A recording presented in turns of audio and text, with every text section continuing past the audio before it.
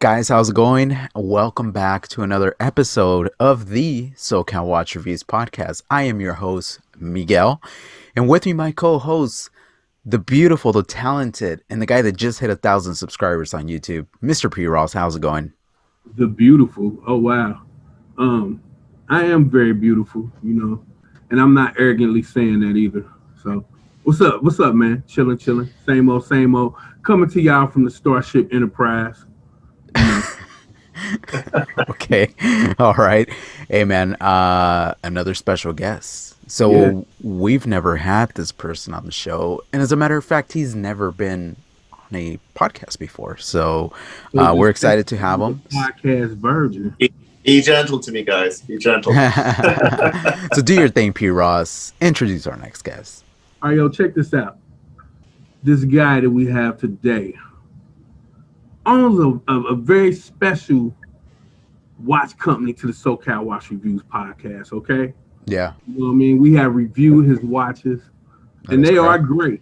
Yes. You know what I mean? And we want y'all to show this guy some love. We have Jason from Zenea Watches in the building. Wow, what an intro. That's awesome, Yeah. man. You guys always make me feel good, you know, both of you guys. And thank you for having me on. It's a real pleasure. And as I mentioned, it's the first official podcast or interview I'm doing on behalf of the brand. So very excited for the opportunity. And thank you to both of you, not only for the time you spent with reviews, but for making some time for myself and the Zenea brand today. So thank you. No doubt. Hey. I want to thank both of y'all for participating in my celebration video. Oh, that's right. Both of y'all. Yeah. Congrats. That's amazing. 1,000 subscribers. That's a big milestone. I work with a lot of reviewers, and I know how much work all of them put in to build your base and grow, and reaching that first 4-figure subscription level. I mean, it's a big milestone. So a huge congrats on that. It takes a ton of work to get there. So congrats to you, Ross. Thank you. Yeah, no, absolutely. I know for people outside of this niche, outside of the watches, it's not a big deal because, I mean, people hit 1,000 subscribers within a week or probably less. But for what we do is very niche. So to get to 1,000 subscribers is the equivalent, I would say, to hitting maybe 50,000 or in the thousands with another niche. Mm-hmm. Nowadays, I mean, YouTube is pretty saturated. So getting to any level really is remarkable. But yeah, congratulations, P. Ross. That was awesome. I had a smile on my face the whole time I was watching your video, and I saw Jason in there. I'm like, oh, hey, Jason. Like, we're going to have him on pretty soon, so I'm excited. So, Jason, before we get into the official, origin story and about you and about the brand, why don't we do a round of wrist checks? I'm curious to know what you have on your wrist. Absolutely. Well, some folks who know me know. I will get into it during the dialogue, but I mean, I'm a collector of watches myself. I own about 60 different wristwatches, so I enjoy nice. them. These days, I tend to wear the Zenea brand more than any other brand, of course. But that's what I'm sporting today. But it's my favorite of the bunch here, the Zenea Time and Space Meteorite Dial. I love this watch. Just what it represents from a historical standpoint.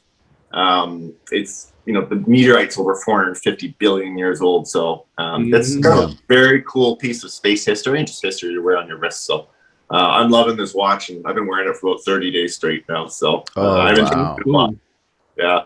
Very cool. That's a nice watch. I love that. Out of all the dials in your collection, that's probably the one that's the most striking. And like you said, it's special. People don't realize we're so, I guess, jaded now by the idea of meteorite dials, right? It's like, another meteorite dial, but it's like, no, it literally is a meteorite. Like it's years and years and years old. Right. It's awesome. Like, that's crazy. The cool thing about meteorite dials is that you will never get the same one. So the one that's right, like special. You know what I mean? So that too. Yeah, it's I love them just because the material too is built in a world of extremes, right? When the meteorites were formed, I remember somebody sent me an article about the rate, because space is so empty or devoid of matter. the meteorite itself cools down at like this infinitesimally small rate, like half a degree every year or something like that. So it's this hot thing that cools down super slow, and then it goes through space for however many, millennia or eons or billions of years. And then in a period of about 45 seconds, it enters the atmosphere and heats up from almost absolute zero to like 3,000 Fahrenheit, and then it cools right off again. So it's like this material that's built from extremes. And I think that's really, for me, that's very appealing. That's very cool. Yeah. Never knew that, but I'm pretty sure. I mean, it's crazy. Space is such an interesting place, right? So that's super cool. P. Ross, what are you wearing? Q-Time X. Oh, okay, cool. Classic. The Coke. Nice. Coke bezel. Coke. All right. So I'm excited to announce, and some people saw it on Instagram, so I finally got a chance to work with Spinnaker. I know they've been around for a while, and most YouTubers have had a Spinnaker on their channel, but I never had. I actually had been in touch with them for over a year, and because I'm a small channel, obviously they see me as like, this guy's just bugging. But we built a relationship over a year, and finally they're like, all right, we're gonna send you a watch for review. So here it is the Flus. I don't know if you guys could see it, but it's no, it's probably super. Anyway, it's the Flus. It looks like 50 fathoms. I have it on a cell cloud strap from Artham, and looks pretty cool. Looks awesome. I could see the appeal. I'm not really sure if Spinnaker is considered a microbrand. I mean, I know they sell a ton of watches, but I guess I'll ask that later on, Jason, if you know the difference between a microbrand and an independent, because we can define it. We've had numerous people on the show, nobody knows. I think it's because everybody's definition differs a little bit. I mean, I can give you my perspective on it differently, but you want to chat about that later? You want to chat about it before we get into your. Actually, you know what? Let's get into the origin story and everything, because we're curious to know who you are and about Zenea, and then we could kind of dig deeper into that. So yeah, for anybody that doesn't know your brand or hasn't seen our review videos of your watch, why don't you kind of let us know who are you and Zenea Watches? Yeah, I'll tell you a little bit about myself and the brand, and for those folks watching or listening who haven't seen the reviews by both P. Ross and Miguel, SoCal Watches, definitely check them out. They're both great channels, and reviews were a lot of fun, and they both had very nice things to say. And truly and genuinely, when I watched them for the first time, made me feel amazing as a person and human being. So I know it sounds pretty cheesy, but it really did have an effect on me. So thank you guys for that. The brand itself, I've been a watch collector enthusiast for probably about 15 years is when I started getting into it a little more. I've always liked nice watches. My first watch, like a lot of people, was a Tag that I bought when I was about 25. And I remember it was a Formula One, which back then I think it cost me about $325 or something like that. And I love that watch. It was a lot of fun, and then kind of upgraded it and got some higher end pieces over time. And about 15 years ago, I really started getting into watches and just appreciating them. Not only new ones, but vintage pieces. And my collection is very eclectic. I've got $15, $20 thrift store finds all the way up to much nicer pieces that I bought at the AD. So I've always been a watch enthusiast. The company itself really got going about a year ago. I was working on it a bit before then. And I stumbled across somebody who was launching their own brand on YouTube. And that kind of piqued my interest. I'm a very curious person by nature. So I love exploring and learning new things. And I saw that and I started thinking, wow, that'd be amazing actually to create a watch or a timepiece that other people could enjoy and be a part of their life. And that initiated my search, I guess, into looking what would be involved with it. Initially in the early days, I was looking at, starting up like a lot of people. You start out, you do an Asian manufactured watch, and I wanted to do with the Swiss movement. And when I started going through that process and getting the first prototypes and chatting with people, the prototypes weren't bad when I got them, but the level of quality of what I wanted to put out there in the market space, it just wasn't quite there.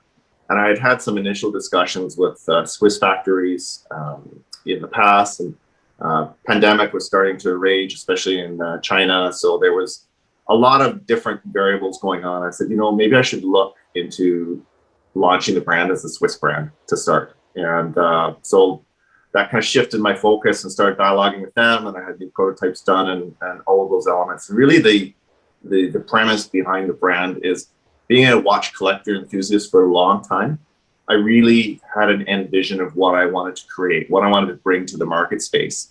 And so I really started with the end and kind of worked backwards and build all the foundations and the pieces. And that's really what the name represents, starting with the end, which is Z, and of course, going back to the beginning, which is A, and I filled in the blanks. And that's how Zenea came about. So been an exciting journey so far. It's a ton of work though. And it's a very competitive landscape, as you guys know, but it's been absolutely amazing. I love it. Awesome. Well, thanks for the backstory. No worries. So what was it that got you into watches? It's watches are such a, I think the emotional connection that people have with timepieces, particularly men, is very substantial. I remember being a kid growing up and, my dad and, being like 6 or 7 years old and looking at his watch and just being fascinated. This was in the 70s, so he had like a gold Seiko and with the kind of rectangular dial. Nice. I remember just looking at it and thinking there was something that was amazing. I've always been an appreciator, I would say, of like good design, nice things. It doesn't define me, but I enjoy them. So I've always been, I would say, have an affinity towards nice watches. I've always had that. It wasn't until about 15 years ago that I started really getting into it. And when you start digging deeper, it's the history of horology and in not only wristwatches, but timepieces, how everything kind of fed into one another. It's really quite fascinating. And there's so much variability and vintage pieces, new pieces, how everything all fits together. And the watch community itself as well. My experience with them generally has been so positive. I mean, it's just, as you mentioned, Miguel, earlier, it's a bit of a niche area, but there's a real bond, a real connection that happens between watch enthusiasts all over the world. And, I've got people that I'm connected with, and they're in Europe, they're in America, they're in Canada. I've never met them, but I feel like I know them because we bond and we chat and we connect about watches, including customers who bought the Zenea timepiece. So I love that element of it. That's really what drives me, connecting with other people and that human experience of the commonality and really building something together. Absolutely love it. Mm-hmm. Nice. So you mentioned you got about 15 pieces in your collection. So everything ranging from inexpensive to, are you a Rolex fan or you don't like Rolex? I'm a Rolex fan. I've only got one. I got a no date Submariner, and I bought that direct from the AD. And Nice. it was funny. Even when I bought it, it wasn't that long ago. It was a number of years ago, and it came in, and even then there was lots of wait lists. And I think I came in and I can't remember where I was out, and I've been thinking about it for a while. And I remember there was a AD locally in my neighborhood. I just kind of came in, I was wearing like jeans and a t-shirt, and I didn't look very fancy. So I don't know, they kind of passed me off. I don't think they thought I was going to buy anything. And I've been thinking about it probably for about 6 months. And when I decided I was going to go, and I knew there was a wait list, so I said, I'm going to go down and put a deposit and get the watch. So I came in and they kind of shuffled me off to this more junior sales guy. And anyways, he made a sale that day. So it was kind of funny. And then I had to wait about 4 months and I got my piece. And they're a great watch. They're definitely the most well-known brand in the world, even for non-watch enthusiasts. And, there's lots of other watches which are incredible, I think, that you can get for the same price point. I like them though, but like I say, I've only got one. I've got a really eclectic mixture in my collection. Probably the two most common brands. I've got a bunch of vintage Omegas as well as one contemporary one, and I've got a number of Timexes, and I've got some Seikos and lots of other unknown brands, and then lots of other mid-tier type ones as well. So it's a really eclectic mix, but I enjoy them all for different reasons. That's super cool. Well, one of the things I mentioned during the review of your watch was that you have my respect for starting a company in the middle of a pandemic. So how did that even go about? So, because obviously you had been thinking about the watch before this whole thing. But then the thing happened. What made you say, I'm just going to go through? It was a little unnerving because at the time when I really started to get serious about the company and launched it, it was just when the pandemic was starting to really get its teeth into things, both overseas, and then it was starting to develop across North America and Europe and other locations. And there's a lot of unknowns with it. And I think when you're venturing into the unknown, it's always a little unnerving for people. Yeah. My goal with the brand was always to create a legacy brand. I didn't want to make one line of watches, try and make some money, and then, bail out, do something else. I really wanted to create a brand that had longevity and connected with people. And, I want it to continue on for decades and decades after I'm gone. So my vision was always long-term in perspective. And even though it was a bit of a tumultuous time to launch or really start getting serious about the business, I said, these challenges, they're going to pass. So I just had to adapt my strategy a little bit in terms of my manufacturing timelines, how I was going to launch. My plan for the brand was always to start off with an e-commerce platform, which still tended to thrive even during the pandemic. But there's lots of different challenges associated with the pandemic. So I would say it caused me to adjust a little bit the short term, how I approach things. But the long-term goal, pandemic or not, that didn't change. So I just always strive, and I tend to be a long-term thinker. So I just kept moving, and anything that moved me further towards the long-term goal of creating that legacy brand and outstanding product, that's how I approached it. So, and yeah. Cool. So how did you come up with the different dial variations? It's a function of, when you're creating a brand, you really have to, it's always finding this balance. And when I chatted with lots of different folks in the watch community, I got a lot of advice, and a lot of people have different perspectives on how you should approach, launching a brand. And probably, one of them, I just heard it a few days ago, and I thought it summed it up really well. In terms, as an entrepreneur, I think you need to be a bit stubborn with your vision. I knew what I wanted to create long-term, and you need to listen and understand the wants and the needs of the marketplace. And that's where you need to be flexible. But I think you need to be stubborn with your approach in terms of what you want to create. But the flexibility comes in how you create that and how you engage people to make sure, they're feeling it and they're aligning with your vision, if it makes sense. Yeah. And so I think it's just, moving forward, you just gotta build something that you're going to be proud of and you can get behind. And I was very much like that. I mean, I could have launched the initial prototypes and probably would have sold some watches, but for me, it didn't align with who I was as a person, right? My core values, not only as a human, but as a watch enthusiast.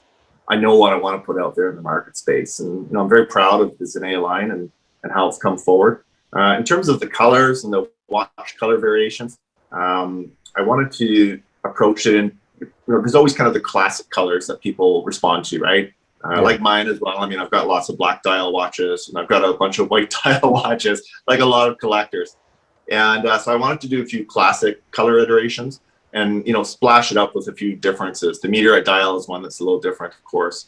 And the yellow dial, which is probably, you don't see it as many yellow dial watches. I quite like them. I own about 2 other yellow dials, and yellow is one of those colors I find for watch enthusiasts. People either really gravitate towards it or, it's not for them. Yeah. So it's finding that balance point that people are going to like. And, everybody's different, but for me, the way I design watches, it has certainly a vintage element to it, which you may probably see in the designs, but I want to splash it up and try and keep it a bit contemporary as well. So it's just trying to find that balance point. So I would have loved to create a few more colorways, but everything adds to the cost when you do your first run. So I wound up settling on the 5 different designs. So I'm pretty happy with it. And the Meteorite Dial is the most popular in terms of sales, and probably followed by the black, and white is also very close to that with the Snowcap Classic White. So yeah, I love that Snowcap. Yeah, that was a nice one. Yeah, that's a nice, especially with the red secondhand, it really pops, and I get a lot of comments on that. So I remember when I was first designing the watches, anyone who was interested in watches, I would show them the renderings, and they would comment on it. And the white, people would always comment on the secondhand, how they liked it. It kind of popped, and it's kind of the tip of the hat to Canadian Heritage being a Canadian company as well, because it's the same Pantone color as the Canadian flag. So people tend to like that. So, and it's a fun watch. It's a fun watch. Yeah. And for everybody listening and watching, something that I was super impressed with too is the box. Man, woo, you knocked it out of the park with that box. Was off the hook. I felt like I had a luxury watch, because I a lot of microbrands come through the channel, and I know what the boxes look like pretty much. But with yours, I was just completely blown away. I was like, what am I reviewing? Because this thing feels like a luxury watch. Like, that was crazy. Man. Thank you so much. Yeah, I wanted to put a little more into the packaging than you typically find with a lot of watches. To me, one of the tenets of the organization is I really want to create a rich and robust experience for people with the watch. At the end of that, that's people wearing the watch day to day and appreciating the finishing quality of it. But the experience, I mean, it starts with ordering online, how quickly you get it, even the boxing when you unbox it. I can't tell you, I've gotten a number of different watches over the years, and some of them are pretty substantial in price. And although the packaging often kind of goes to the back of the closet, you don't see it. Oh yeah. That first experience of opening the box is pretty exciting. And if you get something that's like falling apart, it just doesn't do it. So I got the box, and this is kind of the piece. And the medallion is what everyone goes crazy about, right? It's actually the embossed. It's actually metal. People say, "Oh, it's a plastic medallion." No, it's actually a metal medallion I had done up. Yeah. So, I like it, and most people are very, very happy with the box. So it's kind of cool, and it doesn't add too much to the cost of the watch. People sometimes think you're spending crazy money, but it actually adds probably, for my cost, probably about an extra $10 to the cost of the watch. So you're not losing anything from the watch. It just creates more to the experience from my perspective. So. Very nice. Ooh. Congratulations. Yeah. That's nice. Very nice. Thank you. I'm glad you guys like it. So. Yeah. Oh yeah. So the Eula Diver is the first in the Zenea collection. Why did you choose to go with a diver style watch? Yeah. When I look at my own collection, probably I'd say about a third of the watches are dive style watches. Mm-hmm. I've always liked them. When I told you about the Formula One that I had, my second nice watch was a Tag Curium, also a dive style watch. They're just, dive style, I think, is one of the most versatile styles in terms of being able to use it in a lot of places. You can dress it up. It might be a bit thick for a suit cuff, but you can wear it with a suit if you want. You can wear it out for the evening. You can wear it on the weekend. You wear it at work. It's a very versatile watch, and I liked it. So that was one of my primary drivers behind it. Dive watches, though, especially in North America, is a very crowded market space. So it's tough to get airtime sometimes, to get people to notice you out of the plethora of watches out there. So it's challenging in that regards, but I like the dive style watch, and I have a personal affinity to it. So I want to go with something that I felt connected to as well. So that was the main reason for the driver behind that. Cool. So you mentioned vintage watches as an inspiration for your watch. Can you kind of break it down a little bit more and maybe let us know what watches, maybe what models, what really drew inspiration, what era drew inspiration for what in your watch? I think it's hard to narrow it down to one specific thing. So I'll speak in fairly broad terms. A lot of the vintage watches I collect, I would say, probably range from about the late 50s to about the early 70s. When I was first doing the design, I'm very drawn. I think it's because I was a young kid too, to like the 70s design, the cushion cases and the really funky colors and all these like big dials. And when I started looking into it, though, I wasn't sure whether that would have a broad enough appeal, because that's even more of a niche area. So, well, maybe I'll do that a little down the road. But really, thing I like about a lot of classic designs, especially from the 50s and 60s, is you've got these very clean, very functional dials. I'm not a giant fan of like overly complicated dial faces or dial design. So I try and keep the watch very functional. So I would say that's a huge draw for me. I brought a couple of my vintage pieces. I got lots, but I just grabbed a couple just to kind of show you, again, things that I thought were kind of cool. So one is a bit more well-known. Another one is another brand probably no one's ever heard of. But this is one of my vintage pieces. I don't know if you can see it. It's an Omega Seamaster. But it's from 1958. It's is it a pipe pen? Oh, sorry? Oh, is it a pipe pen? Is it a Constellation? Or No, it's a Seamaster. Okay. But it's a waffle dial, so it's got a really nice texture to it. And it's like a mirror at the back here, but that's cool. It's got a micro rotor, which is kind of an interesting, movement as well, which I quite like. So it's a bit small for my taste in terms of diameter, but I really enjoy it. And, again, just kind of that nice, clean, classic style, a bit of texture to it. Right. I think makes it quite interesting as well.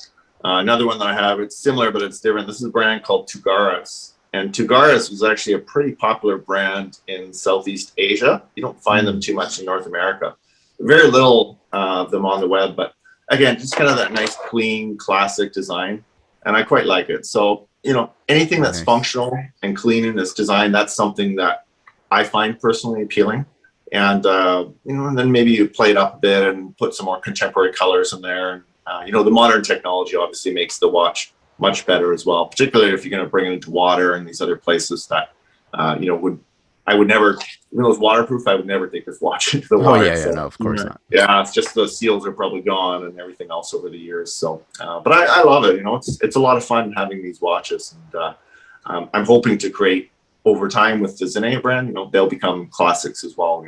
I'd love for 40 years down the road for people saying, "Oh yeah, I own one of the Zenea Eula divers." That was one of their first lines that came out with. Yeah, We have a big library of watches after that. Yeah, that's sure definitely cool. There. Pretty sure you'll get there for sure.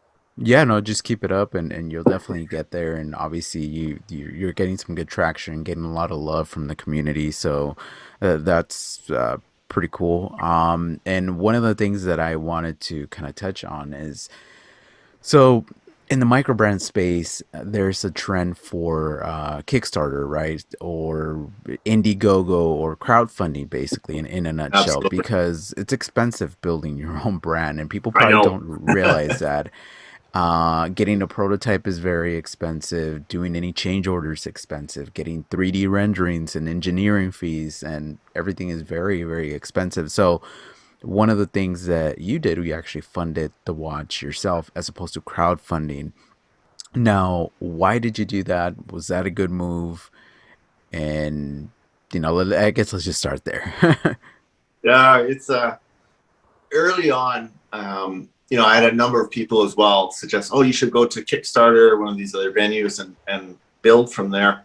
Kickstarter, I think if you were a micro brand wanting to start up, if it was 5-6 years ago, it was quite easy to get funding through Kickstarter, and you could really get some legs and build some foundation. You can still certainly do that. It's a very, very crowded place now. There's so many watches that I think are quite nice, and they never make their funding goals. It's incredibly challenging. So I made the decision. I've been fortunate.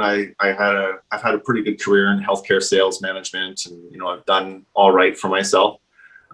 It's still a bit of a stretch, but I really wanted to take my dream and turn it into reality, and I was willing to put my own funds behind it. So the first line of watches, the company, everything is completely self-funded at this point. So that's allowed me the freedom to move forward and keep focused on that long-term vision, which has been great.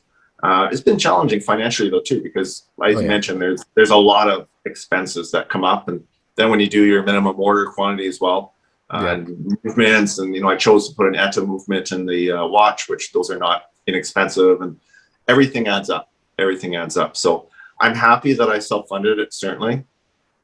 Being a watch guy, I was very, very focused on, the product development and the end product. If I was to give any guidance to anybody else looking to do that, whether it be through Kickstarter or elsewhere as well, I did some work on the pre-marketing or, building interest in the brand. In retrospect, I probably would do more of that versus just the product development. But that's part of the learning. I'm still working with it now. We've got some exciting things happening with the brand. I've actually got a couple of not financial partners, but partners I'm working with from a business development side. So they're working on developing some different channels and some exciting things happening. We've got ongoing discussions with a bunch of other groups that will like the watch and want to work with it. So there's a lot of cool stuff happening in the background as well that I hope is going to help bring the Zenea brand to more of the forefront in the coming 6 to 18 months. Congratulations. That's a pretty big milestone. Now, I don't know if you're comfortable telling this or not, but I don't know if you're married, and if you are, how does your significant other feel about this whole crazy thing?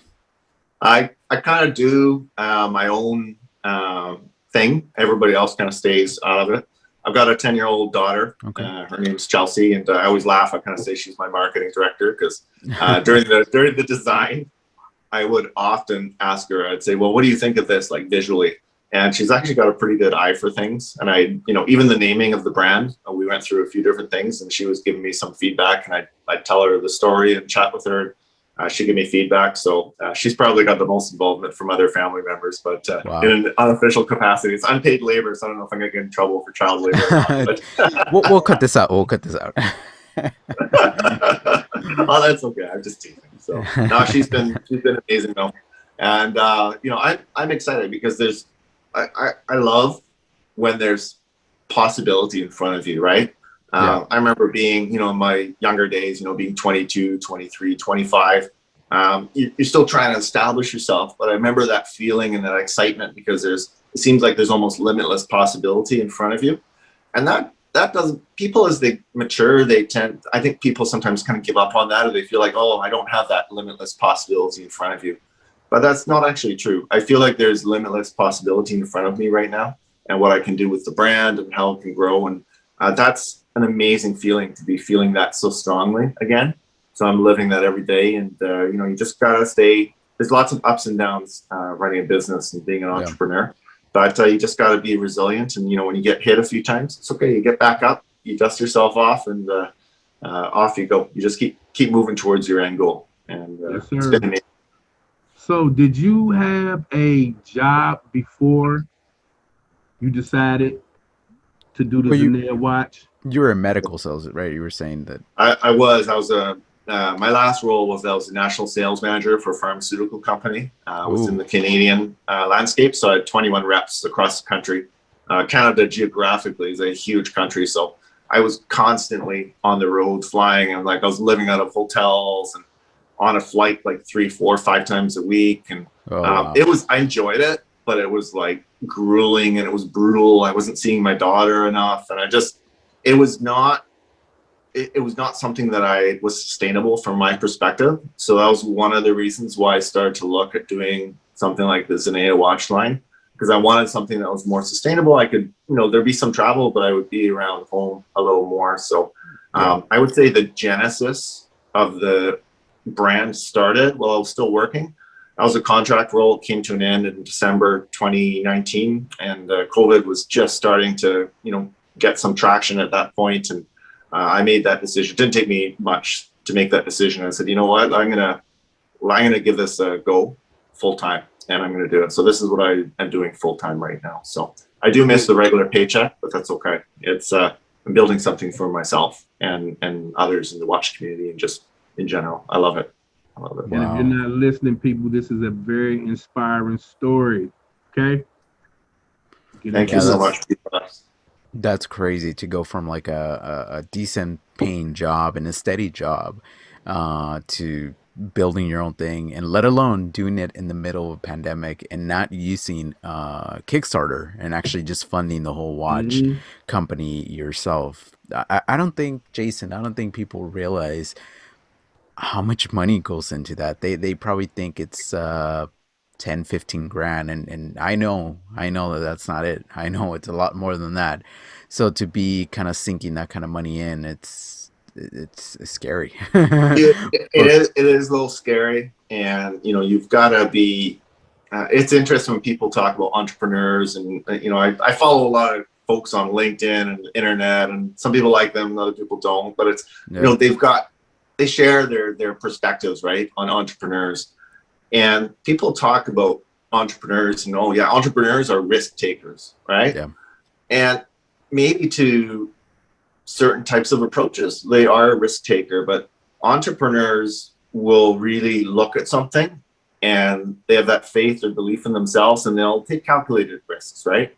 Yeah. And there's a big reward on the end of it, hopefully, if things work out. A lot of time it doesn't. So you gotta have faith in your abilities and what you want to do.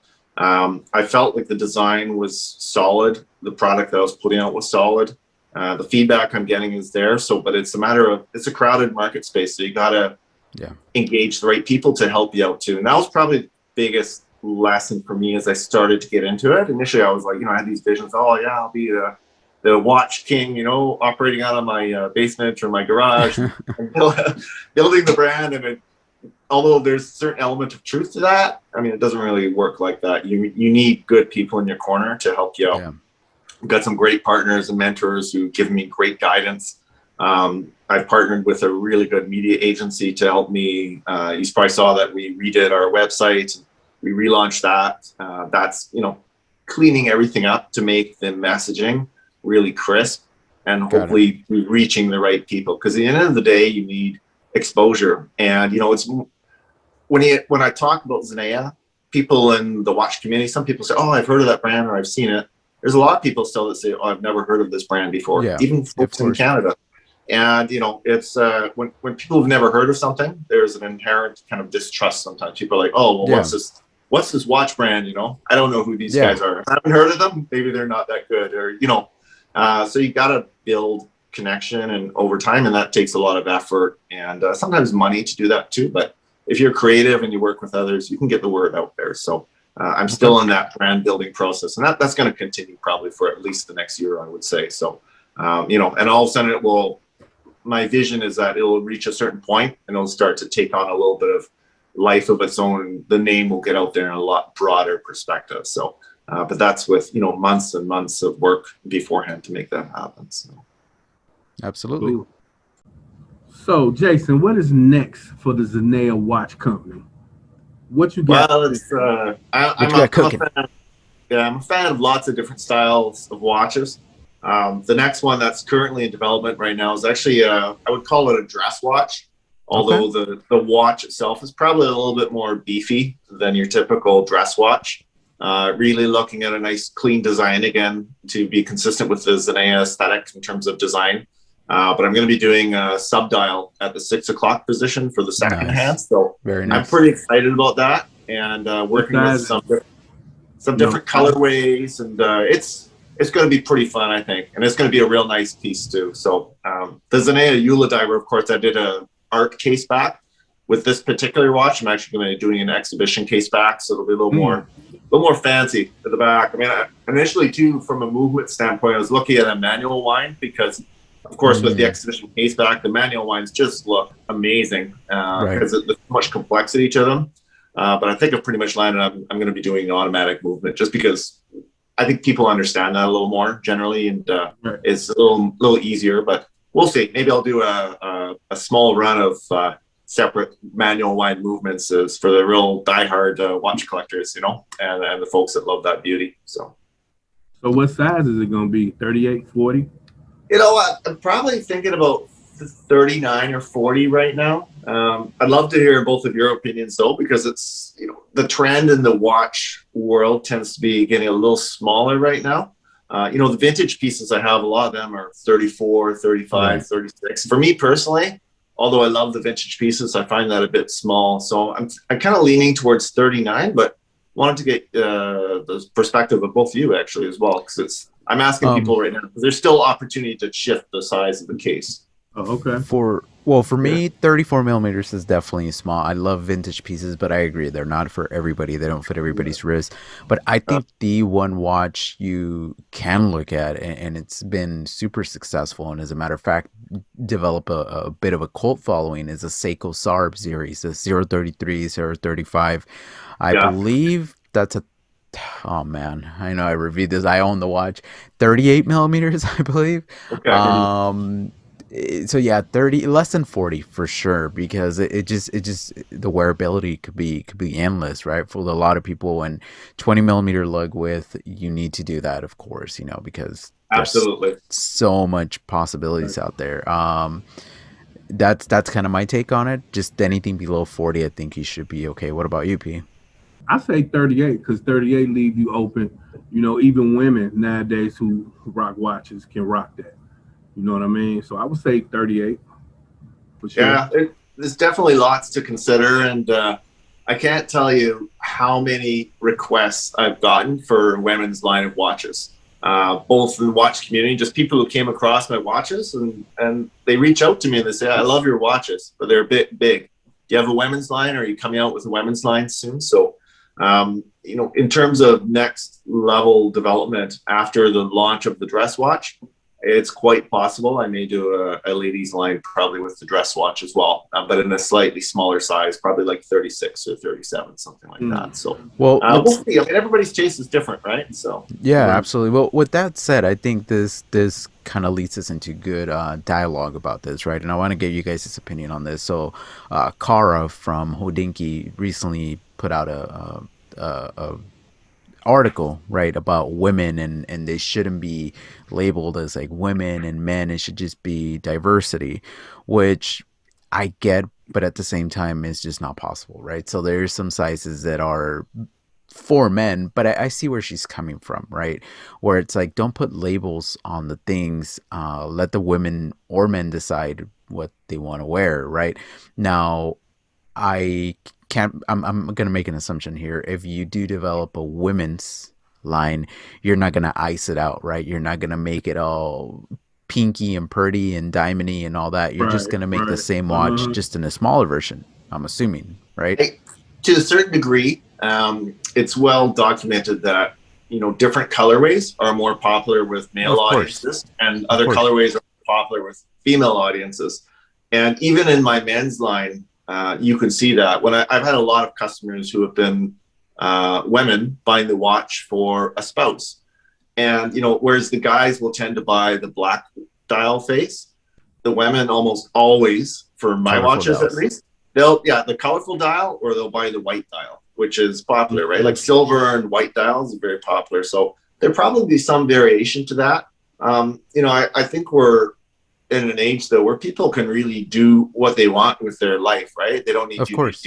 one way or the other. So I would probably approach the line in more of a unisex fashion, Right. but in the end of the day, there are preferences within groups. So I would probably try and cater to that. I don't think I'm going to like ice anything out or go too crazy, and I don't want my watches to look like no disrespect to Michael Kors, but like a Michael Kors watch, which is all Yeah. very blingy and overly flash. And I want it to be a really quality timepiece, but I'll do some fun colors as well. Yeah. And, guys may like it, guys may not, but they'll have options, right? The key is, I think, to have lots of options. And that's one of the wonderful things about timepieces is there's so many variations that you can tap into. Everybody can find something that they love for themselves and that resonates and aligns for themselves personally. So if I can do that, I'll be super, super happy. I don't know as much, obviously, with marketing to a female audience, though. I think that how you approach the marketing may change a little bit. So I'll have to make sure I've got that down pretty tight and working with my media partners to make sure the messaging is getting out there so people can see it. They get access to the watch. So, Well, But here's I here's don't an know. Oh, I'm sorry. Go ahead. Oh, I was just gonna say, here's an idea. So one thing that kind of I think kind of rubs people the wrong way is they'll go to a website, right, or they'll see a video, and it's like men, women, everything is categorized, right? So yeah, as opposed to maybe saying sizes, right? So larger sizes, smaller sizes. That way, you're not really defining a sex, right? It's more in the size department, and within your smaller line, not just have a bunch of females there posing, in their pretty dresses or whatever. Just have females doing regular stuff, right? I don't know, whatever, but males at the same time wearing the same watch because so Aries Gold is a company that I've been working with, right? They're out of Singapore. They've been around for a while, but they approached me again because I guess they liked the reviews that I did for their watches, and they're like, "Hey, we really like what you did. Can we send you some more for review?" So I was like, "All right, let me take a look at your watches, right? Because I know they're kind of loud, and I want something that's a little subtle, right?" So I found one from their women's line, believe it or not, that's a 36 millimeters. Uh oh, I guess we lost Jason. hang on. Um, Are you oh, he's there? still there. He's still there. He's still there. You guys froze up for a second. Sorry Oh about that. no. Yeah. Oh no. But I'm going anyway, to leave and get right back in. Okay. I apologize. So give me a yeah, that's second. fine. So let me kind of I guess finish up the story of what I was gonna say. But basically, I went to their women's line, their women's section on their website, and I found a watch that's a 36 millimeters. Yeah. But everything you see on there is just like women, women, women. Everything says women. All the pictures are women, and I'm like, why? I like that watch. I actually think it would wear very nice. So I told him, send me that one. So I'm looking at the review that I'm gonna do as not a women's perspective.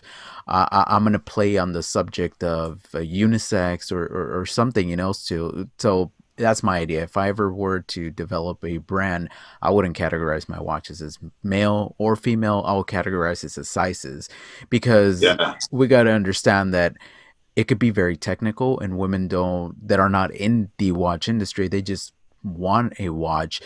It makes sense for them to go into a website and just say women, boom, easy. What's there for me, right?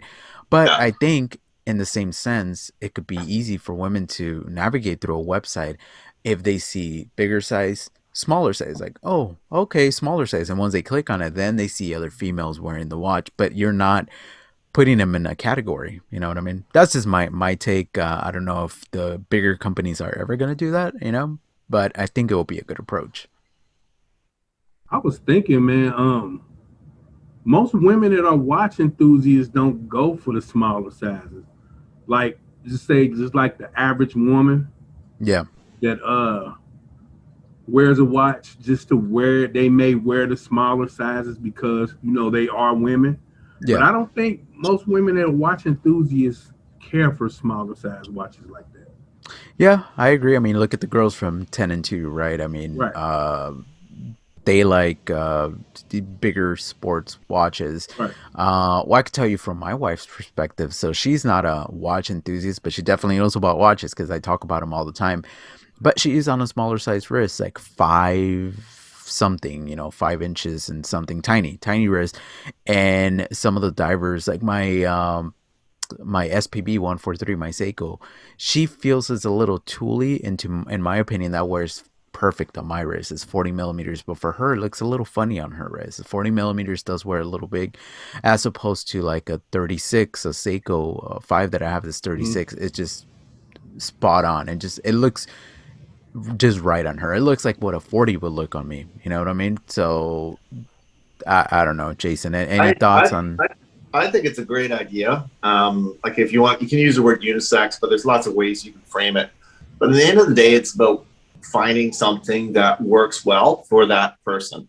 And Yeah, size of the watch dial, that is part of it. I mean, of my course. wrist is not huge. It's about a 6 3/4, which is kind of smallish. Yeah, But it's some of the watches I have in my collection I bought because I love them, but they fit a little too big, or they're a little too thick, or the lug to lug is too long. So, and those ones just don't get as much wrist time because they're not that comfortable to wear. So you got to yeah, find the right size that and design that's going to fit well with you and that you're going to enjoy. And that can be men or women too. There are a lot of guys who have smaller wrists, or they're just yeah, smaller stature. So yeah. got to find something that fits well. So I like the idea. I think it's worthwhile to explore that Yeah, way for sure. because think about this. So there's you gave a perfect example. Let's use a guy. He's on the smaller a smaller size wrist, and he goes to a website, and it makes him feel embarrassed to say, "I'm going to go to the women's section to kind of explore what they have," because now his masculinity is in question, right? Like, oh, I'm shopping a women's section, like it doesn't Yeah, feel too right. But if you don't approach it that way, and you just approach it as a matter of size, then it's okay. Then everybody feels equal, right? And in that's true.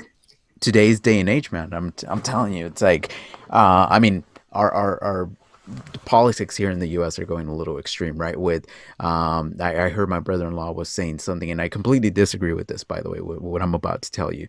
They wanna remove the boys and the girls section from the toy section. They Yeah, don't want to categorize it as that, and I think that's wrong because like everybody has their own sexual preference. That's fine. We're not going to discriminate against anybody, but it's just they're taking it to an extreme where I heard Mr. Potato Head is not going to be called Mr. Potato Head anymore. It's just going to be called Potato Head, and it's like, what? Like, okay, I think we're taking this a little too far. You know what I mean?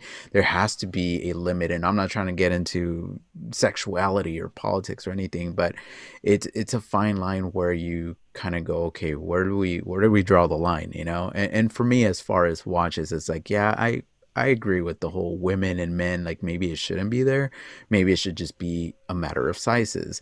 However, there is some watches out there that do have pink, and they do have diamonds, and clearly they're more marketed towards women, but maybe some men will like it too. I don't know.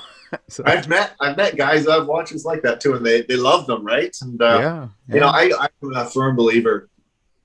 Do what you enjoy and what resonates with you in right, life, right? To have that confidence in your own character and self-assuredness, to doesn't matter what other people say. You just pursue the things that you want to pursue.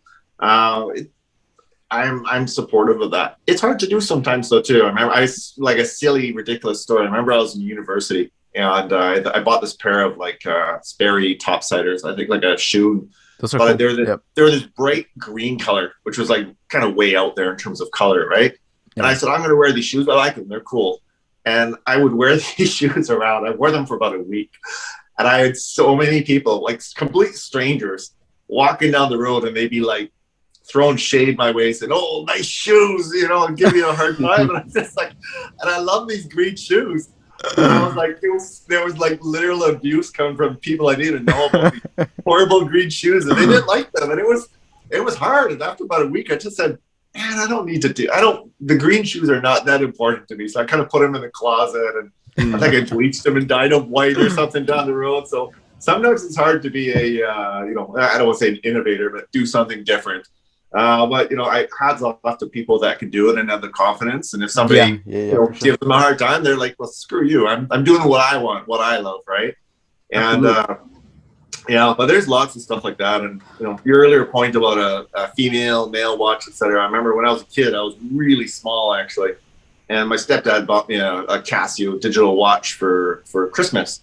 And I remember I got it, but this watch was so small, right? The face, and they said, "Oh, I got you a small size because you have small wrist, it'll look better." So anyways, I wore this watch, and I remember I was horrified because I was up at one of the malls later on, and I saw the watch, and it was in the ladies' watch section. It was a ladies' watch that he had bought me, not a men's watch. I was like, "Oh no, I wear a girl's watch." And yeah, but who cares? I mean, if it matched, you know what I mean? Like, I can't put on no women's watch that small. You know what I mean? I need something at least something that look decent on my wrist. Yeah, for sure. So, but if it fit, it fit. I think because we're looking at this from a watch perspective, to us, like, we're just looking at the millimeters, right? And we could decipher that kind of stuff. But I'm talking more about the regular people that maybe they do get turned off because, let's face it, this whole horological perspective or media or whatever empire or whatever you want to call it is controlled mainly by male. It's dominated by males, right? Mm-hmm. So if you go to any website, any watch website, go take a look and look at the inventory for male. It's huge. But you go to the female section and it's tiny, right? So I guarantee that a lot of the male watches would fit the female wrist, but they don't know that because they see it categorized under male. They just get completely turned off. You know what I mean? Absolutely. And to anybody, you brought up a good point, right? About your shoes, right? You took them off because you felt self-conscious and people were making fun of you. And I did. Same could be said for watches. It's like, buy what you like and stop caring about what other people think. And if people make fun of you, like Hublot, right, it gets a ton of hate, right? You own a Hublot, you better hide because you look ridiculous, and people in the watch family just don't like you for whatever reason, right? And everybody has their own mentality, but who cares? If you like a Hublot and you want to spend your money on a Hublot, go for it. If you like an Invicta, go for it. You may get not the most respect, for different reasons, but it's more, Invicta does their own thing, but yeah, just wear what you like and just kind of go for it, So it's enjoying what resonates with you. And I remember when I first started my Instagram account, there was a individual who I followed, and he had nothing but Invictas, right? And Invicta gets a lot of hate on the websites, but I remember I sent him a message, and he had this huge collection. It was just all these like fun, over the top watches, right? He didn't care. He just did it because he loved it, right? And I sent him a message. I said, I love your collection. It's so eclectic. You're having so much fun. Thank you for sharing it. And horology is not just about having this watch or that watch. A lot of people love to compare, what they have on their wrist to others, right? And it's not competition. It's about enjoying it. And me personally, I don't care whether you've got, a Timex, an Invicta, you've got an AP or Richard Mille, whatever, right? There's so many brands out there and so much variation. But if you're enjoying it, then screw the rest. Like, just enjoy it and love the hobby, And there's enough people out there, I think, in the hobby that are really open to different things. And I haven't had a chance to go to a red bar yet. I've been invited, but with COVID and everything's kind of been shut down. But I've heard lots of stories about people coming to the red bars, and there's guys with $500,000 of watches in a watch box beside them, showing them off. And there's a guy right beside them, and they've got a box full of Seikos, and that's what they like. it doesn't matter. It's not like a contest who's better, who's not. It's about that love of horology and timepiece, and it's just enjoying yourself. And I respect anybody. Is that the group that don't want Invicta? Yeah, they don't like Invicta, by the way, Jason. They really don't. They go to their website. It says that. I understand where they're coming from. I do. But at the end of the day, you know, you do what you love. Do what you love, right? Yeah, and you know, I tell the story about the green shoes, and I haven't told many people that story. I guess it'll be kind of famous now. But I remember my girlfriend at the time, and she wasn't a fan of the green shoes, so she was happy that I was getting grief that I stopped wearing them. But I was kind of disappointed. I'm like, you know, I don't understand where this disdain comes from. Like, you know, the ire of strangers giving me all these green shoes, and I was just, it was an interesting lesson for me. And I'm like, okay, I don't have enough confidence to say, you know, screw everybody else. I'm wearing my green shoes, but it was surprised. I was surprised. What did you do with the green shoes? He put them in bleach. I put them in bleach eventually. I didn't do it right away. They were like this kind of, I don't know, Irish shamrock green. They were pretty bright, not quite neon green, but I was surprised at the amount I hate that guy. It's such a silly thing to a pair of shoes, right? But yeah. Anyways, yeah. I became a bit more confident to that. I'll give you a quick example. So a while back ago, I've always wanted to own a jean jacket, right? Yeah. So I just got this, I don't know, a few months ago, and I always wanted a jean jacket. So I bought it. I kind of mentioned it to my wife. I'm like, oh, hey, I want a jean jacket. And she looked at me kind of weird. But anyway, I bought it and I loved it, right? I'm like, I don't know, something about it that I like it. I like the way it looks. She absolutely hates it. Every time I wear it, she goes, that just doesn't look like you. It looks like you're a wannabe. I'm like, a wannabe what? It's like, I don't know, like a rapper, like somebody from the 80s. Like, it just doesn't go with you. But guess what? I wear it anyways. You know, I wear it and I'm like, you know what? I like it. I like it. I don't know why. Also, same thing for my watches. There's some watches in my collection that she just doesn't like all my vintage stuff. She's like, it looks like a grandpa's watch. Well, I'm an attractive grandpa then. What's up? You know, I don't really care. Like, it's fine, you know? And another thing I wanted to kind of highlight or bring up, and I was having a conversation with Mr. David Schwartz, and I believe he reviewed your watch as well. He's a YouTuber. David's an awesome guy. Great guy. He's our friend, and he's a good member of the watch family. And, you know, he's saving up for his first luxury watch. And that's his goal for this year. I don't know what he's leaning towards, Tudor or something. But one of the things that we talked about was, it's interesting how you don't get respect from some people until you own a real watch from like a real company. And we have seen it, and you do get discriminated. I mean, here we are talking about, you know, wear what you like, and it doesn't matter the price and what have you. And I agree with that. We all agree on that. But there's a lot of people out there that don't. Now, screw them. I really don't care. But it does get to you, right? As a somebody in the watch community, a personality, if you will, somebody in the public eye, like us with YouTube channels and podcasts and whatnot. It does kind of get to you, right? That you're like, oh man, I guess we don't own a Rolex, and we don't have a Tudor, and we don't have these expensive watches, so people may not take us as serious because we don't own the pieces and we just talk about them, so we don't physically own them. So I see where they're coming from, where it's kind of like, how can you criticize something or talk about something when you don't physically own it yourself? But I see it differently, right? Because I've handled these watches and I know what they feel like. And, you know, a spec is a spec, and metal is metal, and a movement is the same as another movement. Not the same, obviously different finishing and different whatever, but at the end of the day, it's just a watch, you know? So I just think people need to stop judging other people. And if people don't have the means to buy an expensive watch, or they do have the means but they choose not to buy the expensive watch, who cares? You know? Yeah, it's up to the individual, and you know, judgment is a human society is full of it, unfortunately, in terms of lots of judgment and self-judgment on ourselves too. You know, people like even your comment, people judge, they put judgment, they say, well, should I not be talking about this because I don't own this or I don't have that? And at the end of the day, you just gotta have that connection to yourself and you know, be okay with that. One of the branding messages with the Zenea watch line, and I really believe this too, is it's about appreciate every moment, right?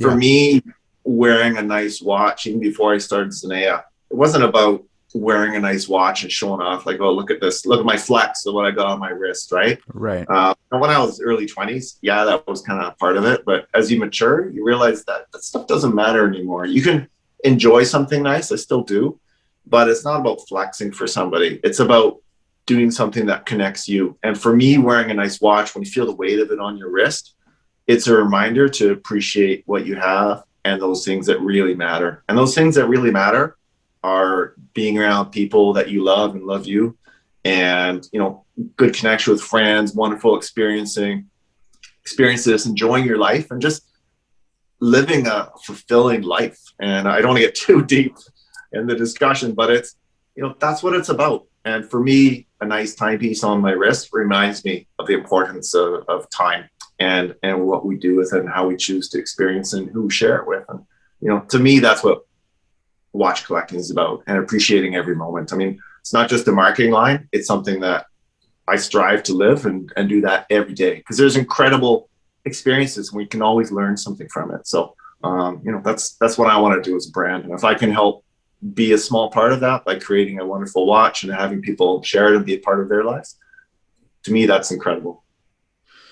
Absolutely. No, you hit a really good point, man. And to be honest with you, it's funny, right? So people outside of the watch community, they look at watches as fashion accessories, and that's all it is, right? And when you tell them the price and kind of what these things are in the world, the Omegas, the Rolex, the APs, or whatever, they just don't get it.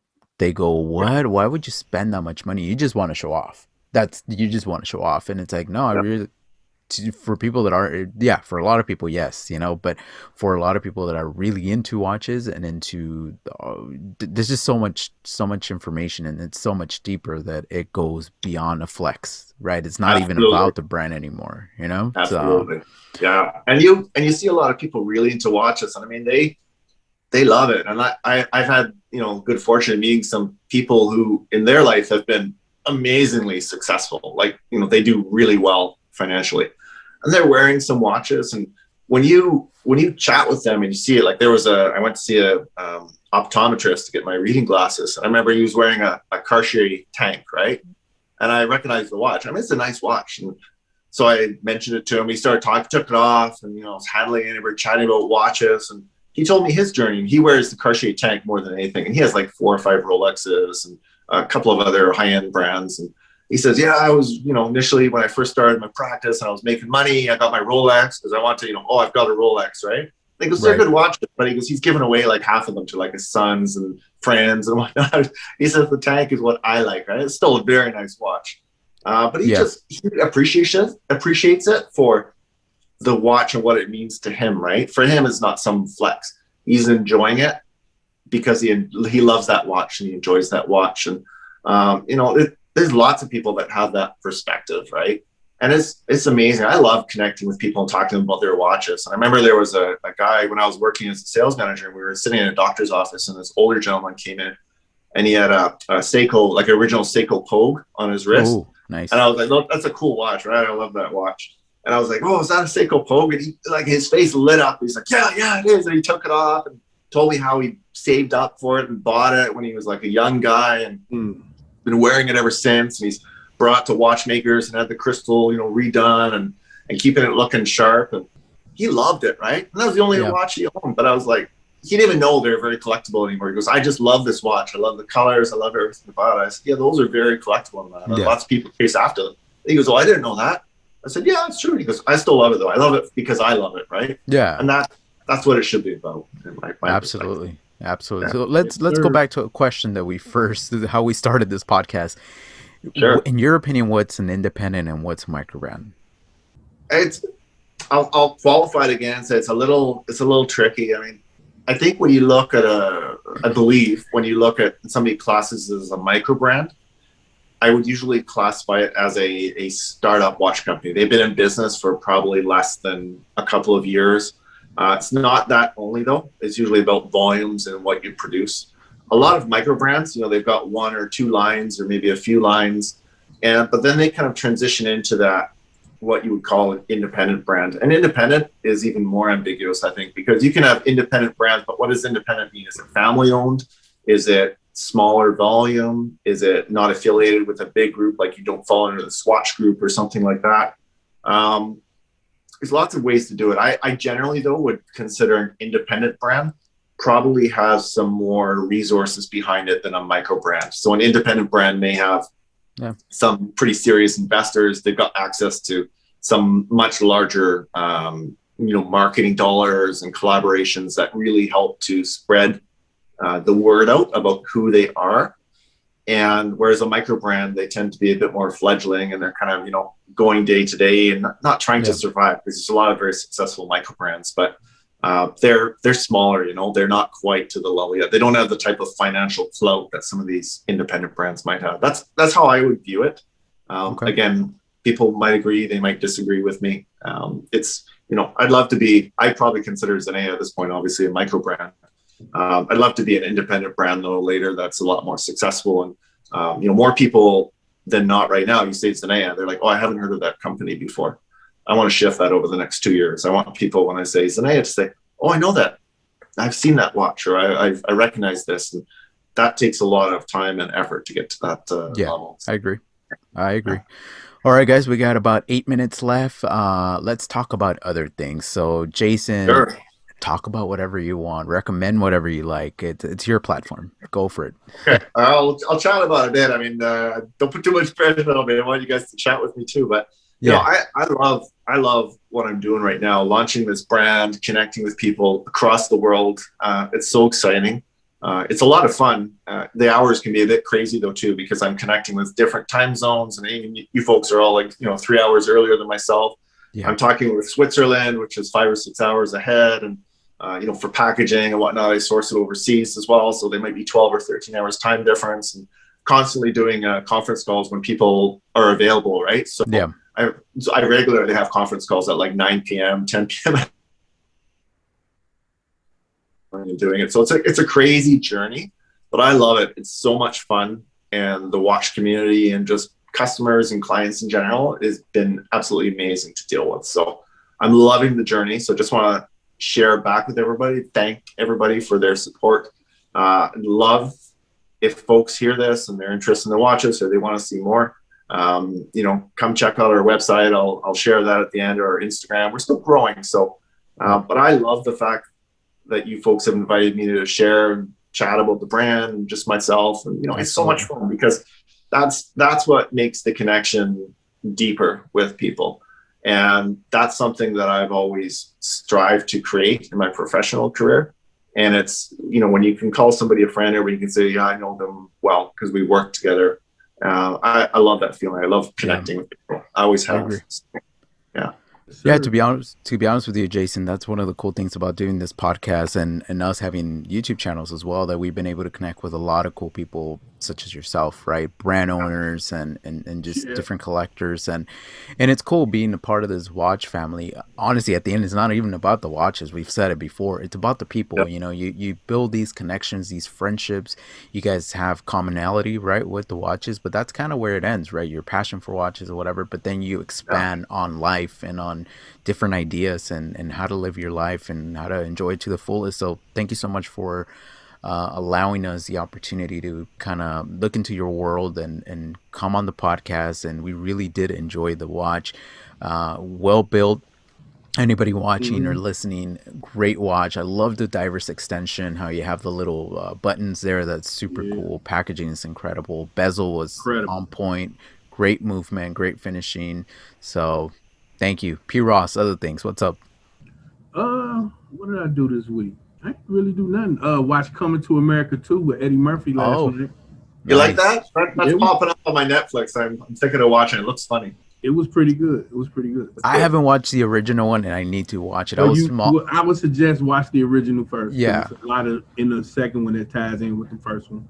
Got it. Did you know, P. Ross, that the big house, I haven't watched it, but the big house they used in the second one is the actual home of Rick Ross? No, I didn't know that. 235-acre home. Wow. Yeah, the guy doesn't have a lot of money. Oh man, other things for me. I watched this gruesome movie called Tax Collector with Okay. LaBeouf, whatever. Yeah. And it's on Hulu, I think now, but it's about kind of like the Mexican cartel and how it ties in into different things and whatever. And then, I mean, it's just a movie and it's gruesome, but it's crazy. Like anybody that knows about the Mexican cartel or doesn't know about the Mexican cartel, it could be those guys are pretty heartless. I mean, they'll just chop up people and do all kinds of weird things just because of drug deals gone wrong or just because they have a grudge against somebody. And it's sad to see that in humanity, right? That they lost their soul, they lost that what makes them human, really.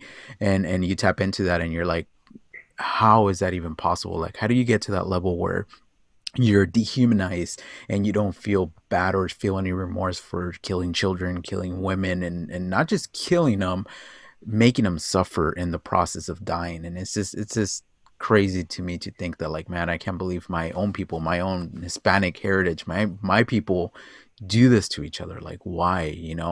It's just insane. So if you want to watch it, go ahead, but it's a little It gruesome. happens everywhere. Sounds pretty intense. I'm watching a show right now, Queen of the South. It's again kind Oh. of into drugs and cartels.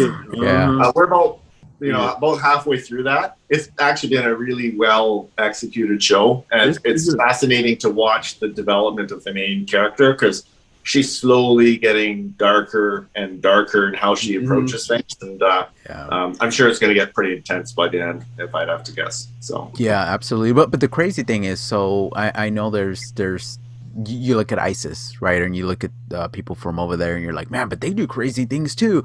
The difference is they do it in the name of religion, right?